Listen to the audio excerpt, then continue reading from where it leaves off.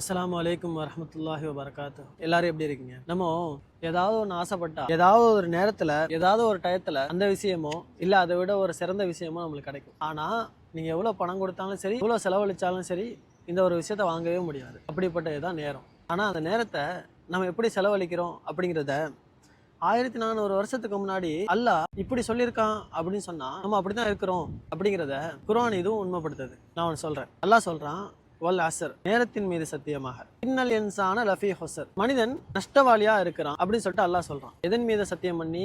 நேரத்தின் மீது சத்தியம் பண்ணி. இப்படிப்பட்ட மனிதர்கள் நஷ்டவாளி கிடையாதுன்னு சொல்றான். அப்படிப்பட்ட குணாதிசயங்கள் நம்மகிட்ட இருக்குதான்னா இல்ல. அப்படிப்பட்ட குணாதிசயம் என்ன தெரியுமா? வஆமிலு ஸாலிஹாத்தி வதவாஸவ் பில் ஹக்கி வதவாஸவ் பிஸ் ஸப்ர். நேரத்தை வீணாக்காம நல்ல காரியம் செய்றாங்க தெரியுமா? அவங்களும் எவ்வளவு கஷ்டம் வந்தாலும் எவ்வளவு நஷ்டம் வந்தாலும் அல்லாஹ்வின் புறத்திலிருந்து கிடைக்குன்னு சொல்லிட்டு பொறுமையா இருக்கிறாங்க தெரியுமா? அவங்களை தவிர மற்ற எல்லா மக்களுமே நஷ்டவாளின்னு சொல்லிட்டு அல்லாஹ் சொல்றான். சொன்னது என்னைக்காவது ஒரு நாள் பொய்யாகுமான்னா ஆகாது. நம்மள்ட்ட நேரத்தை வீணாக்காம நல்ல காரியம் செய்வதிலையும் பொறுமையாவும் இருந்தா இன்ஷா அல்லாஹ் நம்மளும் ஒரு நாள் நம்ம ஆசைப்படுற ஒரு இடத்துக்கு கண்டிப்பா போகும். இன்ஷா அல்லாஹ் நீங்களும் நானும் இதுக்கப்புறம் உள்ள நேரத்தை நல்லபடியா செலவழிப்போம்.